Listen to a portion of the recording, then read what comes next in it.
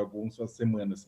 Mas, governador, falando um pouco com relação à questão da responsabilização do presidente, agora, mesmo se um processo como esse, né, um processo criminal movido por Alexandre de Moraes, ou mesmo um processo movido pelo o Tribunal Superior Eleitoral caminhar com o processo de cassação de chapa, ou mesmo se alguma coisa cair através de Augusto Aras, que ele acorde, né, verdade, resolva, né, deixar de ser o fiel escudeiro do presidente e atue e mova uma ação no Supremo. O que acontece é que Bolsonaro, com as declarações sobre Alexandre de Moraes, não, Alexandre de Moraes, isso e aquilo, eu não vou mais seguir nenhuma decisão judicial, não vou cumprir decisão judicial que ele proferir.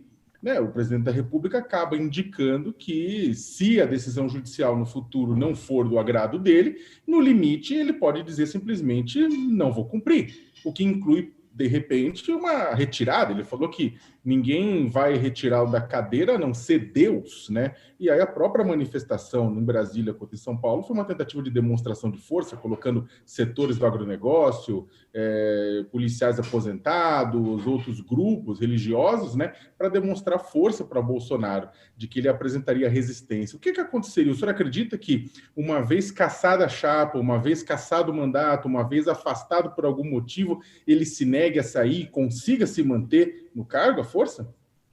Satanás é menos do que Deus. Ele diz que é Deus e eu acredito que o mal sempre perece. Na minha formação cristã, o Bolsonaro representa tudo, menos a mensagem da nossa religião. Então, é uma atitude, na verdade, satânica, demoníaca, essa de achar que vai afrontar tudo e a todos e nada acontecerá. Eu acredito, Sakamoto, que esse radicalismo retórico não tem suporte sequer naqueles que dizem votar no Bolsonaro. Quer dizer, você tem aí 25% da sociedade que diz que ainda vota nele, mas quem está disposto a esse desvario? Quem está disposto a destruir a economia brasileira? Quem está disposto a ver nossas exportações sofrendo? Mesmo no agronegócio, eu estou vendo cisões profundas, porque as pessoas estão vendo que daqui a pouco vão perder mercado em razão dessas sandices. Então, eu realmente não vejo nenhum tipo de apoio maior para que ele consiga êxito. Veja só, ele tentará, sim, já está tentando. Não se trata mais de uma previsão. No momento em que ele faz essas marchas milicianas, com ele à frente e com esse tipo de emulação criminosa, não se trata mais de discutir se ele tentará ou não um golpe ou uma ruptura. Ele já está naquilo que nós chamamos de intercrimes, no itinerário criminoso. A questão é saber até onde ele vai. Essa é a resposta institucional que o Brasil tem que dar nos próximos dias e nas próximas semanas. Uma resposta dura e clara, porque ele está tentando, não vai conseguir. Esse é o meu prognóstico. Não dizer que ele não vai conseguir, Sakamoto, não significa, contudo, dizer que isto não deve nos preocupar, porque ao tentar, ele já está cometendo crime, como disse há pouco, e, por outro lado, já está produzindo danos à população, que está sofrendo de pandemia, sofrendo de fome e de desemprego. E o presidente da República não está nem aí para nada que diz respeito a sério da população, da vida da população. Então, eu acho que é uma atitude agora, como o Bolsonaro radicalizou, estreitou, eu acho que é um momento de amplitude institucional para contê-lo definitivamente, porque ele não reúne mais as condições mínimas, básicas, legais, inclusive, para permanecer no exercício do cargo. Governador, o senhor já foi parlamentar e já foi juiz também. Normalmente, pessoas que estão nessa posição, algumas delas costumam ter uma visão atenuatória dos fatos, sob a alegação de que medidas draconianas podem resultar em prejuízo maior do que uma eventual punição. Então, tende-se a contemporizar. Foi assim com personagens com os quais o senhor, inclusive, tem mais afinidade do que o Bolsonaro. Quando se julgou a chapa Dilma-Temer no TSE, dizia-se que não, o Temer tomou posse há pouco tempo, não vale a pena caçar a chapa agora.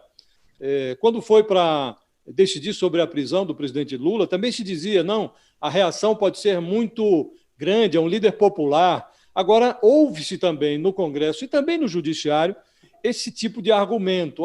Não vale a pena impor ao presidente Bolsonaro uma sanção, porque ele tem um apoio ainda de 20 e alguma coisa por cento da sociedade brasileira. O senhor acha que numa situação como a que vivemos, tem lugar esse tipo de visão atenuatória, ou a lei deve ser aplicada sem que se reflita sobre as consequências de uma eventual reação, que não houve, não houve nem no caso do Lula, não é? Uma reação, como se dizia, não é? Haveria em relação ao Bolsonaro? Josias, você próprio responde quando coloca a diferença fundamental. Basta consultar a história. Independentemente da minha opinião de que os vereditos a que você aludiu, em muitos casos foram injustos, todos se submeteram. A Dilma foi afastada, o Lula cumpriu as ordens judiciais. Não é isto que se põe em relação ao Bolsonaro, é o contrário. Ele está dizendo a prioristicamente que não cumpre nenhum veredito que lhe seja contrário. Então é muito mais grave e por isto é incabível qualquer tipo de visão, como você chamou, atenuatória, porque ele vem numa progressão criminosa desde 2019. Ele vem, desde 2019, dobrando a aposta, exatamente porque não foi contido. E a estas alturas, confiar no bom senso do Bolsonaro, realmente me parece não ser nem mais ingenuidade. É má fé. É conivência, é cumplicidade, é coautoria na linguagem do direito penal. Porque está provado como que nos dias de hoje o presidente da República mobiliza as pessoas em torno de bandeiras de violência, chamar o ministro Supremo de canalha, dizer que não vai cumprir a ordem judicial. Josias, isso aconteceu a última vez no Brasil, no dia 16 de janeiro de 1969, quando Vitor Nunes Leal, Hermes Lima e Evandro Luiz e Silva foram caçados pela ditadura. Desde então, não se via um disparate como este. Então, não é um fato qualquer. Como você disse há pouco, não é assunto de juizado de pequenas causas. É um assunto realmente de união institucional, de união nacional, porque ele não vai parar. Porque ele não sabe governar, não quer governar, não sabe o que fazer com a economia, não tem nenhum país para visitar, nenhum governante quer visitá-lo, e ele cheio de processos judiciais e tomado pelo desespero. Então não cabe nenhum tipo, a essas alturas, de atenuação, passar a mão na cabeça de fascínora. É incabível. Governador, hoje, né, junto com os atos pró-bolsonaristas, principalmente foram grandes em Brasília e em São Paulo, mas também ocorreram carreatas, acho que até na sua São Luís ocorreu uma carreata, né, bolsonarista, mas também ocorreu o grito dos excluídos, né, de parte da oposição, como acontece já há 27 anos, e houve muita discussão a respeito da participação das pessoas, da oposição ou não, nesses atos, porque poderia causar alguma faísca e poder ter alguma violência junto aos grupos bolsonaristas. Mas isso levanta uma outra discussão, que é aquela questão da reunião das oposições, né? No dia 12 de setembro, devemos ter em São Paulo um ato de uma oposição da direita liberal, né, do centro e da direita liberal, contra Bolsonaro, e não devemos ter uma participação muito grande de grupos da centro-esquerda ou da esquerda nesse outro movimento. Como é que é possível, né, essa ação no sentido de tirar Bolsonaro, dar um sinal para o centrão que ainda garante apoio, respaldo para ele no Congresso Nacional, sendo que a oposição não se une? Eu acho, Sakamoto, que hoje o menos importante é causar empate nas urnas, ou embate, desculpe, nas ruas, ou embate nas ruas. Essa fase está superada, o Bolsonaro já é minoritário. Então, a questão central, amplamente minoritário, e vai ser cada vez mais minoritário, mesmo que ele tenha reunido aí este contingente.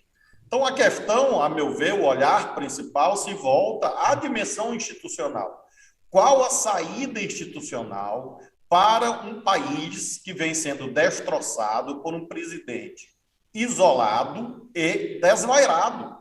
Então, a questão das ruas se coloca, a meu ver, num patamar, a estas alturas, acessório em relação ao principal, que é encontrar o arranjo institucional, o diálogo institucional capaz de achar uma saída que seja razoável, como em outros momentos o país encontrou. Em relação às ruas, acredito que as manifestações contra o Bolsonaro podem acontecer com esta pluralidade, porque é uma prova de que ele está isolado. Acho muito difícil unir todo mundo na rua, mas acho que no jogo institucional é preciso ter diálogo para encontrar a melhor saída. A meu ver, isto deve envolver todos os setores da política que são alinhados com a civilização. Todos, sem exceção, independentemente do passado. Achar a saída institucional. E nas ruas deixar esse universo plural, acho positivo. Dentro dessa saída, dentro dessa saída institucional, governador, a que o senhor se refere, o senhor falou agora há pouco de uma série de alternativas e não mencionou a alternativa de uma ação do Procurador-Geral da República.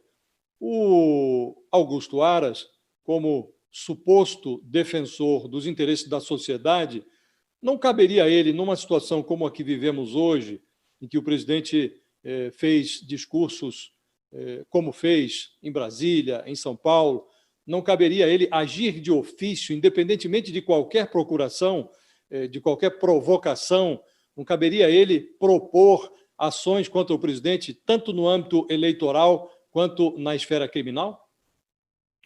Na semana passada, nessa semana, na próxima e na outra, a resposta é a mesma. Sim, sim, sim.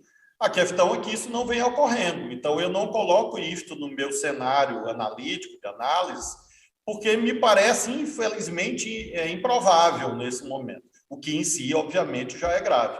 Por isso que eu imagino mais saídas que sejam externas à atuação do Procurador-Geral da República, embora acredite na estrada de Damasco. Pode ser que Saulo vire Paulo, encontre aí uma luz milagrosa e se converta ao Estado Democrático de Direito e resolva agir. Até porque fica uma situação constrangedora perante os seus pares da comunidade jurídica, porque é o Supremo Tribunal Federal sendo atacado. Não existe isso de atacar um ministro do Supremo, porque nós aprendemos nas primeiras cadeiras de direito processual que quando o ministro do Supremo, portanto, um integrante de um órgão colegiado age, ele age em nome do colegiado, substituindo o colegiado, que depois, inclusive, chancela, confirma, ratifica as decisões, como tem acontecido nesses casos em que o ministro Alexandre tem atuado. Então, não se cuida de atacar o Alexandre, é atacar o Supremo. E aí é muito constrangedor que o Procurador-Geral da República assista a isto, até em nome do liames de solidariedade interinstitucional no âmbito da comunidade jurídica. Muito bem. Quero agradecer aqui, nosso tempo acabou, agradecer ao governador Flávio Dino. Muito obrigado por participar ao vivo aqui com a gente, governador. Até uma próxima oportunidade.